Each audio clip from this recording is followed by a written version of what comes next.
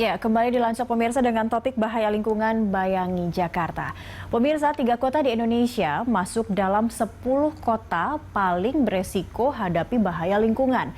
Jakarta menempati posisi pertama, Surabaya di peringkat 4 dan Bandung di peringkat 8. Kita akan melihat kembali 10 kota besar di Asia dengan resiko terbesar menghadapi bahaya lingkungan.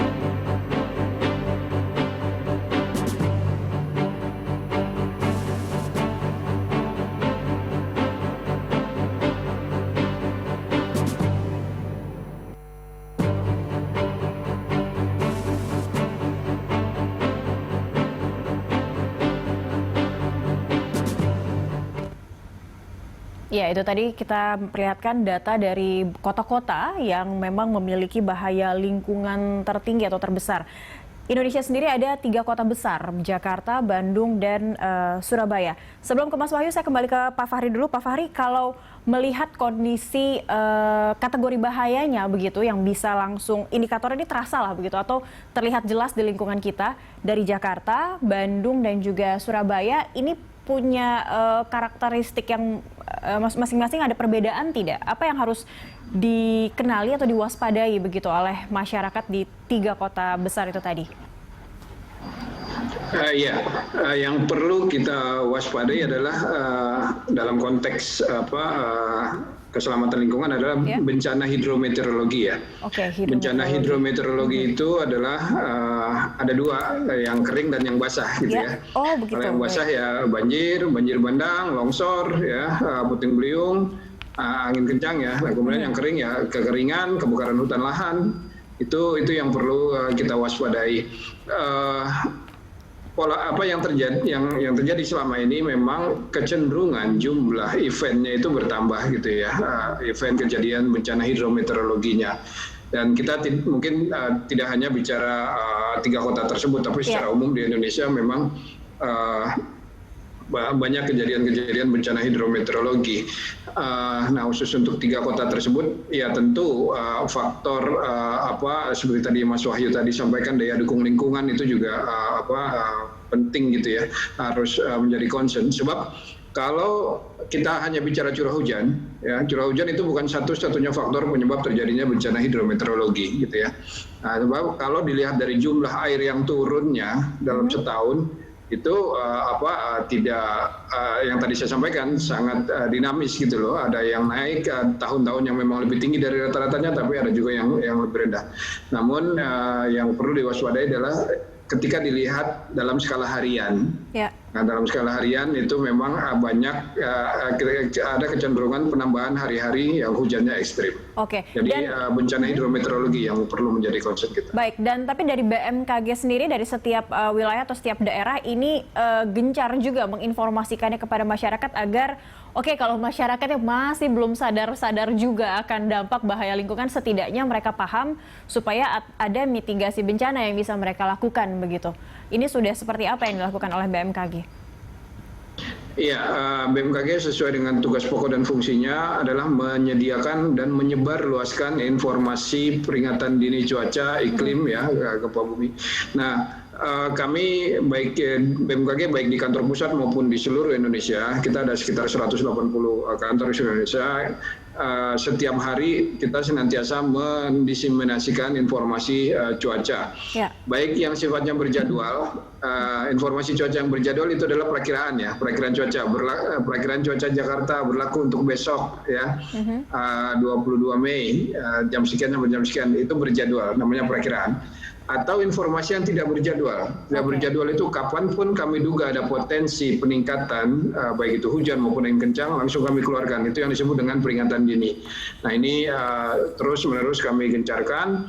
Bahkan kami juga berkoordinasi secara intensif dengan para stakeholder seperti BPBD, pemerintah daerah, TNI, Polri, termasuk juga dengan seperti dengan Walhi juga kami berkolaborasi dalam kaitannya dengan tindak lanjut apa yang harus dilakukan gitu ya. Betul. Karena BMKG kan tugasnya pada penyampaian informasi dan memberikan penjelasan tentang dampak yang akan mungkin terjadi dan, gitu dan memperkirakan jadi mengantisipasi di awal begitu harusnya ya Pak ya. Betul. Dan saat ini BMKG merubah paradigma layanannya ya. Tidak hanya memberikan informasi tentang cuacanya dan iklimnya, tapi apa dampak yang akan terjadi yang kami sebut dengan perakiraan cuaca berbasis dampak atau impact based forecasting. Nah ini yang sudah kami kenalkan sejak sekitar 2018 yang lalu.